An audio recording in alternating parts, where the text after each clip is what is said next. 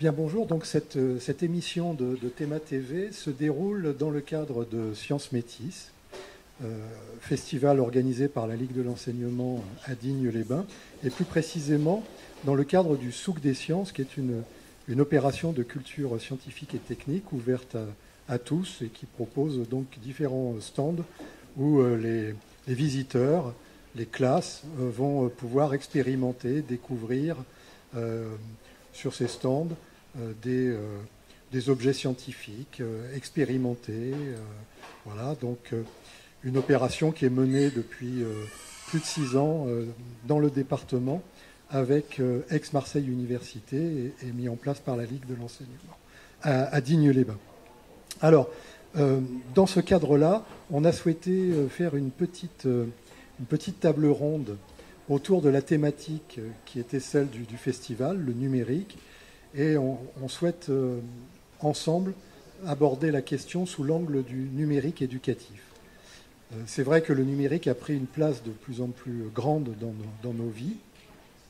On est dans une société qui devient de plus en plus numérique, et donc il y a des enjeux clairement de citoyenneté, des enjeux culturels, des enjeux d'éducation autour de l'inclusion numérique dans notre société.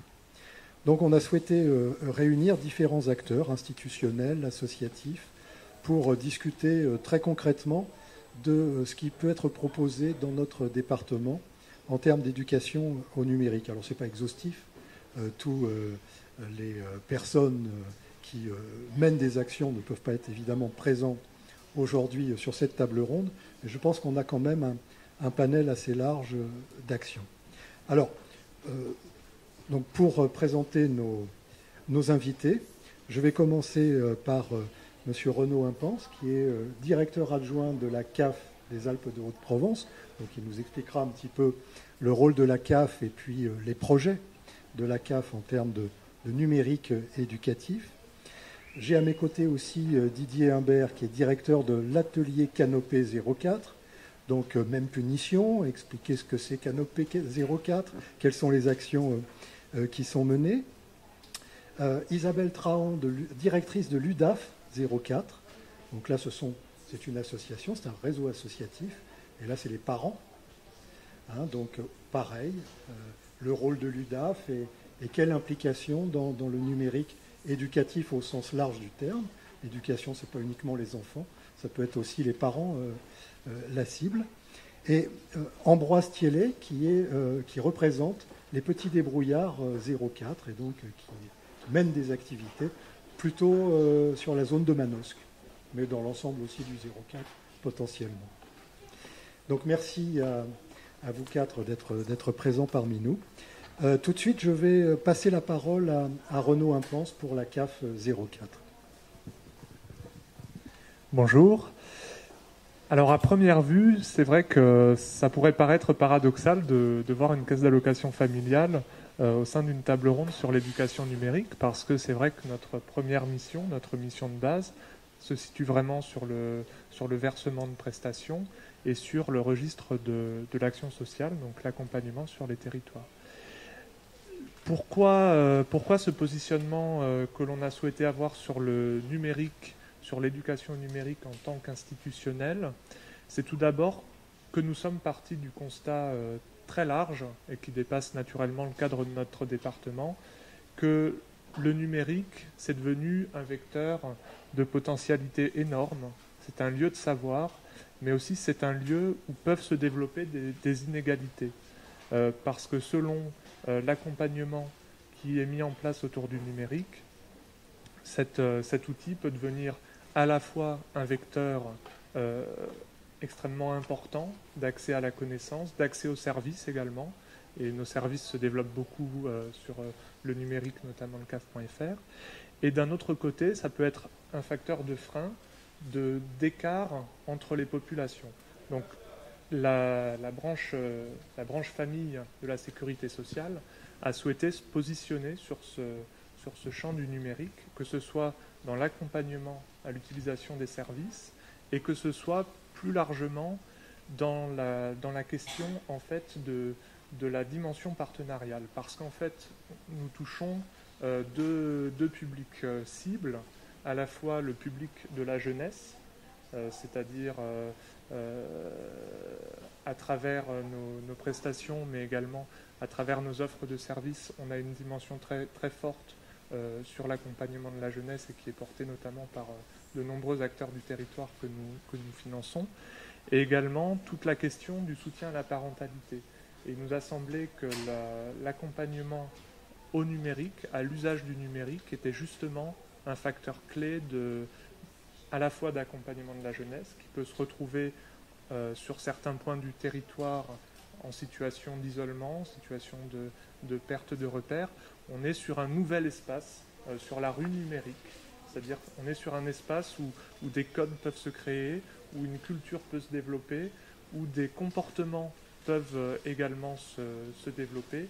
Et donc, l'importance, c'est vraiment de se positionner sur cet espace comme les acteurs institutionnels se positionnent sur d'autres espaces.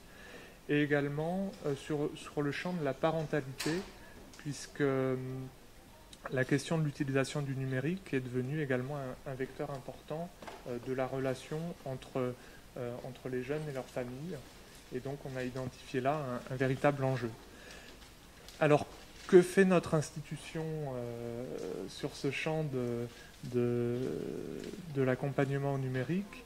On a souhaité initier, et c'est un projet qui est en cours de réflexion sur le département, une démarche qui s'intitule Promeneur du Net. C'est-à-dire qu'il s'agit là d'identifier un certain nombre d'acteurs du territoire, notamment d'acteurs associatifs, qui sont au contact des jeunes, qui peuvent être identifiés par ces jeunes, qui sont souvent dans des structures, parce qu'on a des territoires qui sont riches de structures, et riche potentiellement d'accompagnement. Et donc la vocation de ce dispositif Promeneur du Net, c'est à travers une labellisation, un accompagnement, formation, et derrière un accompagnement de ces acteurs du territoire auprès des jeunes, de permettre d'avoir une réponse bienveillante sur le numérique. C'est-à-dire d'avoir une vigilance de professionnels en lien avec l'accompagnement des jeunes, pour permettre de réguler un peu cet espace qui est devenu foisonnant, foisonnant potentiellement d'initiatives, foisonnant potentiellement d'opportunités, de richesses, mais aussi qui peut devenir, si l'on y prend garde, un espace menaçant pour l'individu et pour le jeune en construction. Voilà, donc ce dispositif Promeneur du Net est actuellement en réflexion, et l'idée est justement de le porter dans un cadre partenarial, c'est-à-dire de mobiliser tous les acteurs du département. Et donc on l'a inscrit dans le schéma directeur de services aux familles qui a été co-signé par de nombreux acteurs du territoire. Et l'objectif, c'est de le porter collectivement, parce que les réponses sont de moins en moins isolées, et il faut de plus en plus les construire conjointement pour couvrir l'ensemble de la problématique. Merci. Merci Renaud. Donc en fait, si je comprends bien, ça veut dire qu'il va y avoir des adultes référents, formés pour, je dirais, faire un suivi sur les réseaux sociaux, par exemple, des jeunes, c'est-à-dire les contacter sur les réseaux sociaux et les accompagner à travers les réseaux sociaux. C'est ça, c'est vraiment l'idée de permettre des permanences sur ces réseaux sociaux et de pouvoir apporter aux jeunes une réponse qui soit bienveillante, c'est-à-dire qu'ils puissent, dans un premier temps, prendre contact avec ces professionnels identifiés, pouvoir dire voilà, je suis en recherche d'une information, ou je suis en difficulté, ou j'ai besoin d'une écoute, d'un conseil. C'est parfois la potentialité également du numérique, c'est de permettre plus facilement de franchir des portes qu'on n'aurait peut-être pas osé franchir dans un premier temps. Et dans un second temps, l'idée de ce dispositif, c'est de passer potentiellement du contact numérique, du contact virtuel, à un contact physique. Parce que sur le territoire, de nombreuses associations existent, de nombreuses structures existent qui peuvent justement porter cet accompagnement de la jeunesse. Et le numérique peut devenir du coup une potentialité et faciliter cet accès à ces structures.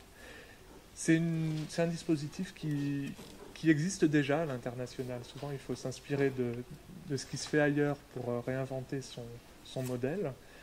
C'est un dispositif qui s'est mis en place en fait dans les pays scandinaves, du côté de la Suède, où l'idée a été de dire rapprochons justement les distances entre les acteurs, surtout sur un territoire enclavé où les distances sont parfois difficiles à parcourir. Le numérique peut devenir vraiment un vecteur de rapprochement et un vecteur d'accompagnement.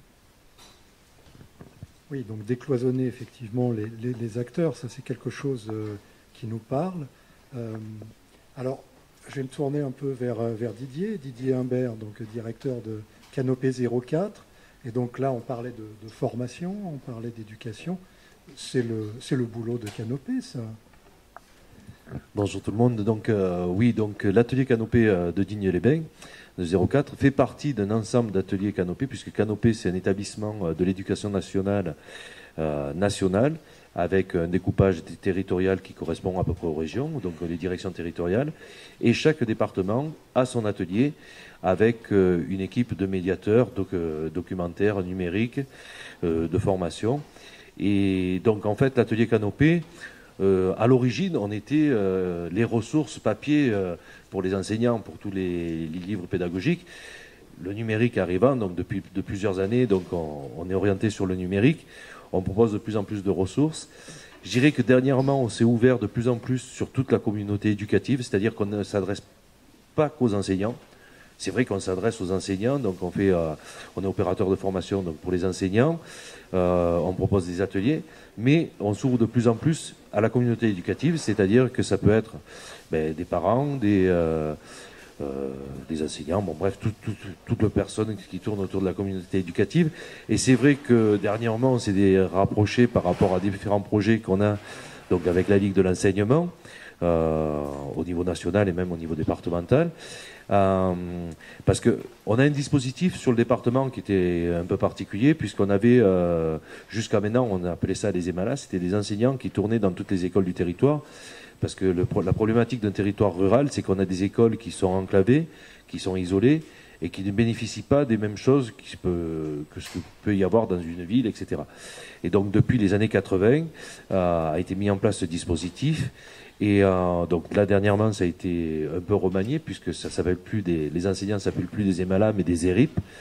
Et dans l'idée, ces enseignants, dans le projet qu'on est en train de mettre en place, avec des jeunes en formation, donc au niveau du service civique, vont apporter leur soutien au niveau des écoles, du travail autour du code, de tout ce qui peut être numérique. Et en même temps, on a la même problématique qu'on a au niveau de la caisse des allocations familiales, c'est tout ce qui est éducation à la citoyenneté, les réseaux sociaux, comment les utiliser, quels sont les droits, les devoirs, les possibilités qu'on peut avoir, et les difficultés qu'on peut rencontrer, parce que alors c'est vrai que normalement, un jeune de moins de 12 ans, t'as pas le droit de créer son compte Facebook, mais combien d'élèves à partir du cycle 3 ont déjà leur compte Facebook, ils utilisent les réseaux sociaux et sans savoir les utiliser, pensent qu'une information qui arrive sur Internet, c'est la vérité, hein. Vue à la télé par exemple, mais vue sur le net, pour eux c'est la même chose.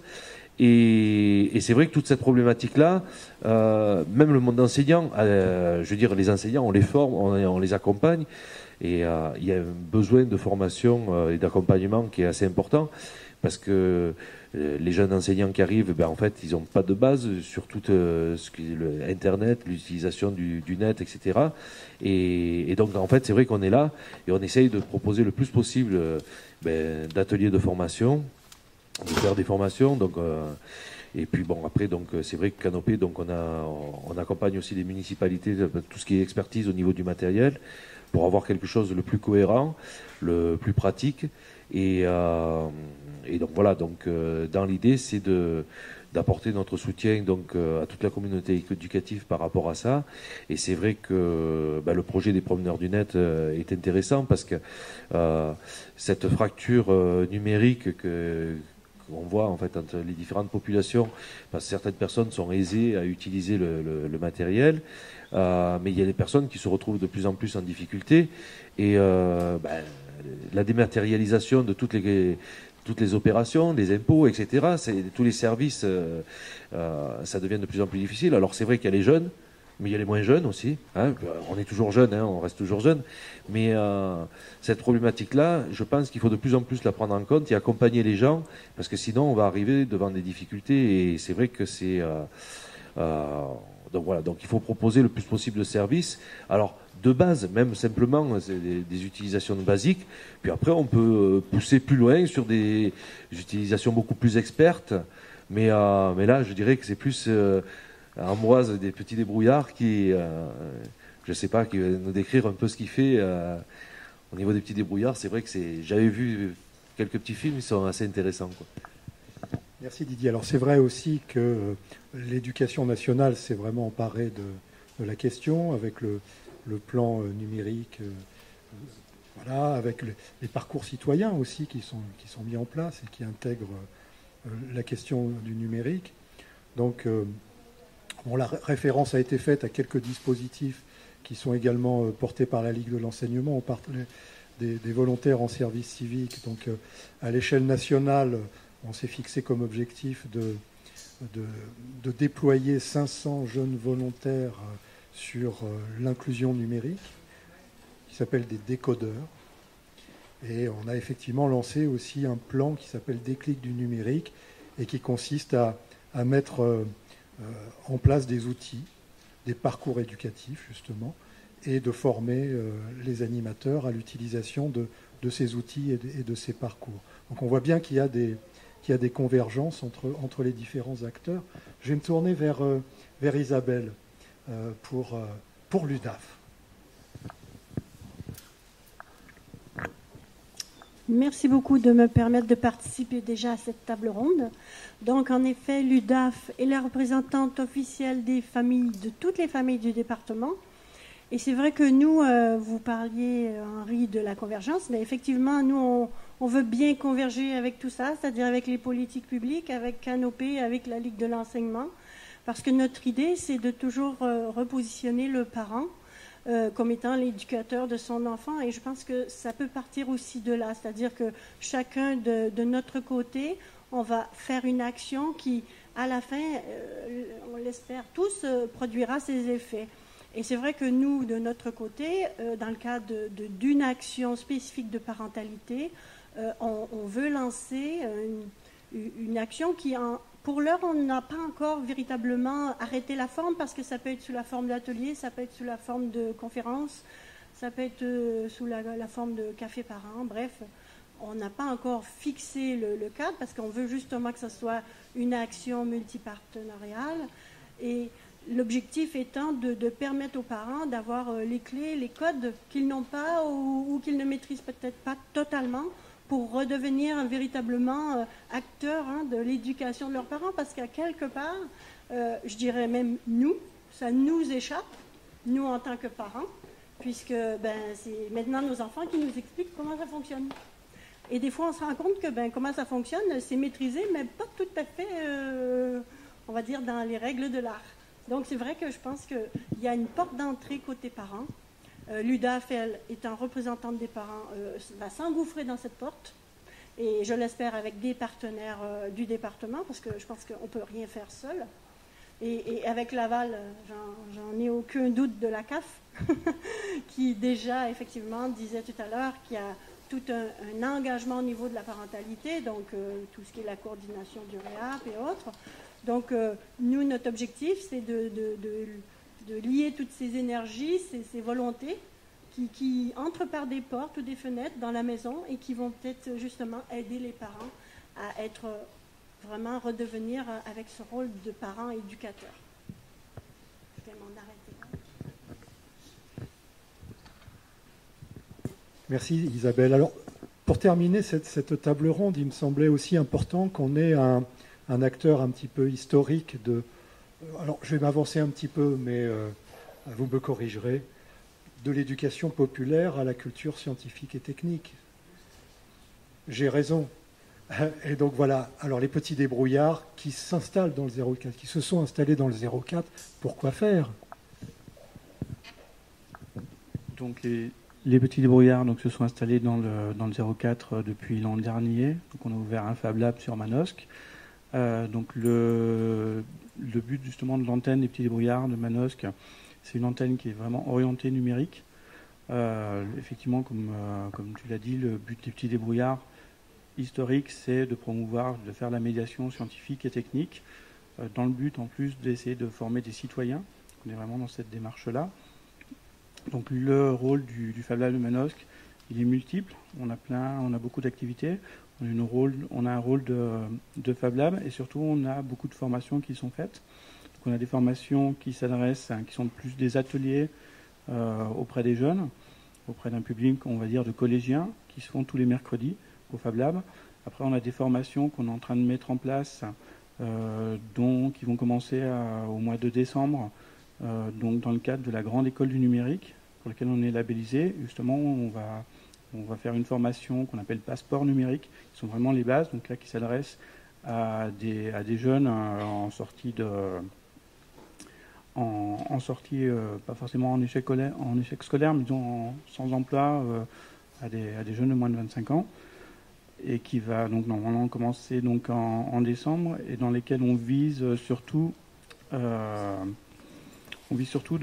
d'avoir de la complémentarité et de la mixité sociale. Donc en fait, on va essayer d'avoir des jeunes de différents bords pour les faire se rencontrer, parce que ça aussi c'est assez important pour nous, et on va les former aux différentes pratiques numériques, soit de la partie web, soit de les parties machines avec des imprimantes 3D, des choses comme ça.